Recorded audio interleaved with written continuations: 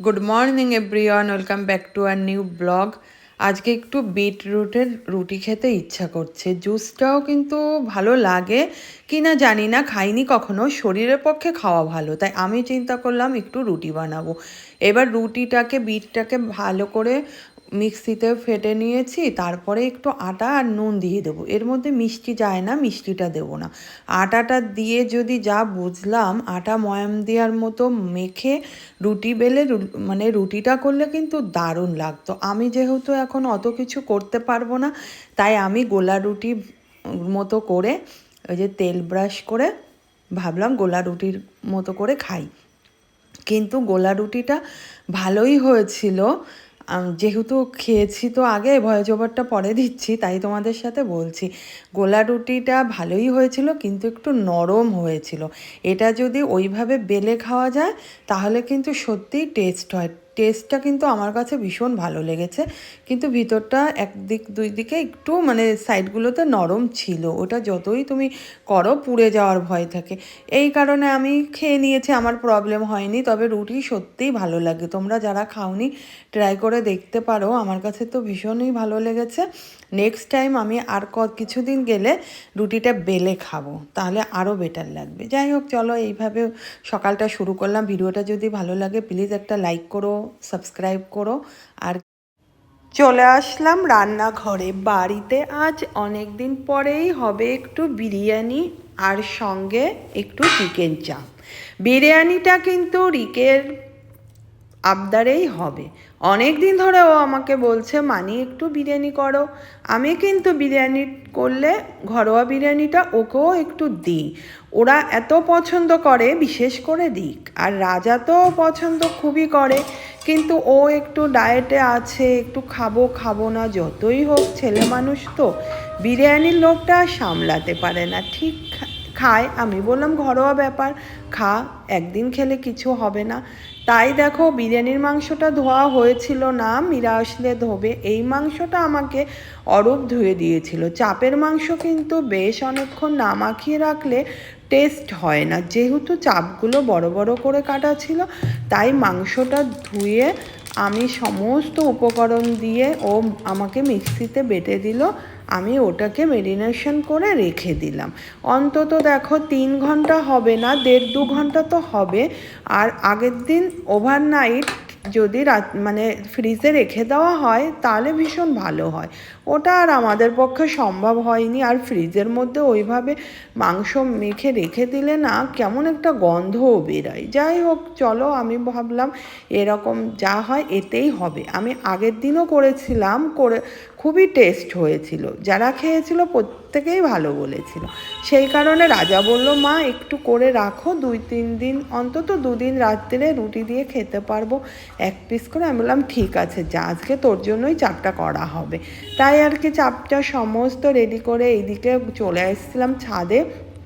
ছাদে বেশ রোদ্দুর উঠেছে, জামা কাপড় কেচে ওই দেখো মেলেও দিয়েছে। আর মানি প্লান্ট গাছগুলো দেখছিলাম।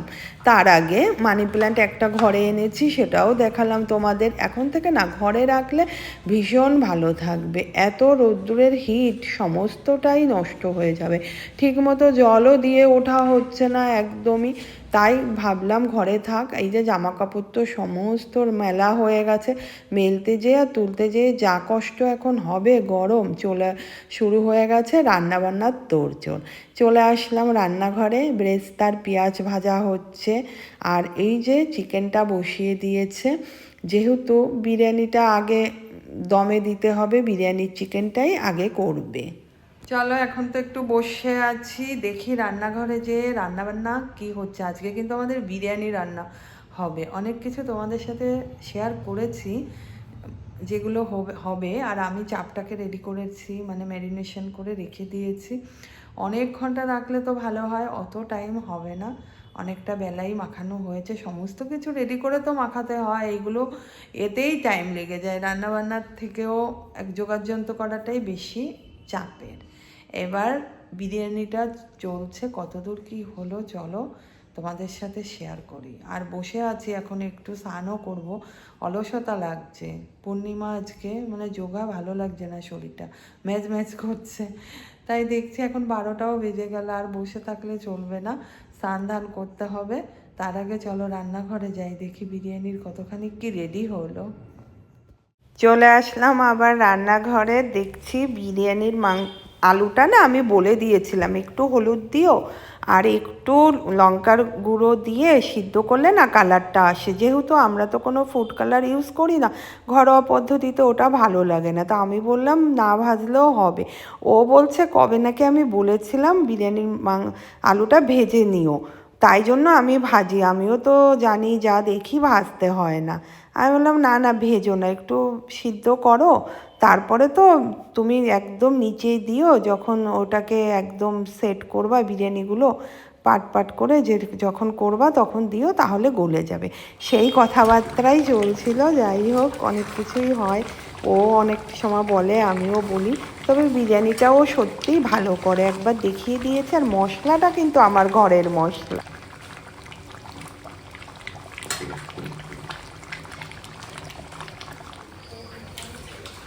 স্নান কমপ্লিট, স্নান ধ্যান কমপ্লিট। এখন হনুমান চল্লিশাটা পড়বো।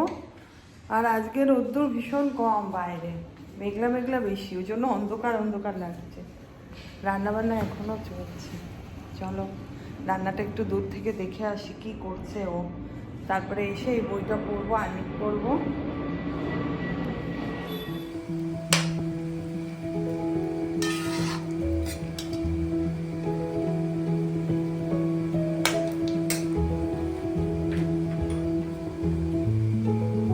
আর ভাত নেই নাকি?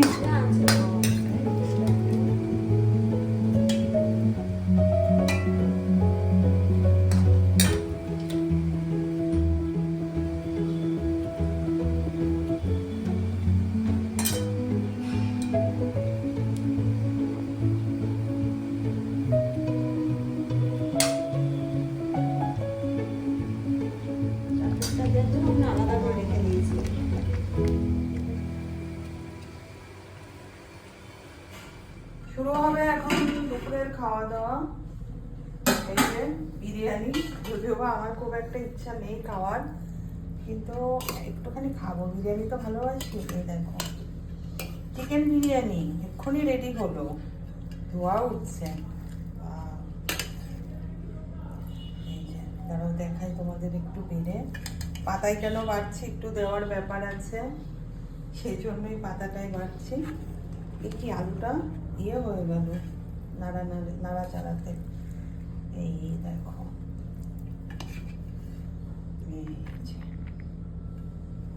চলো বেড়ে টেড়ে নিই, আবার খাওয়ার সময় দেখাবো।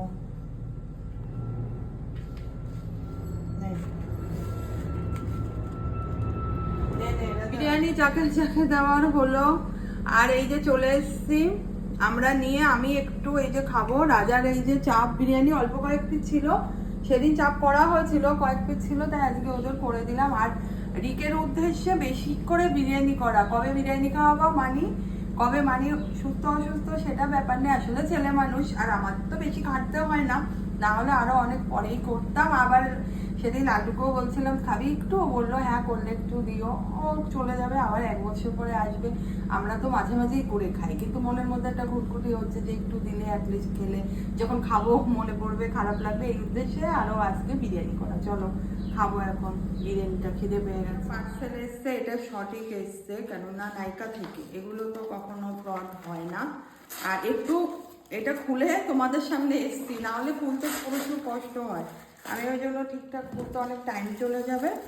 দেখো কি এসছে, এই যে এম ক্যাফেন থেকে আমি একটা আন্ডার আই ক্রিম কিনেছি।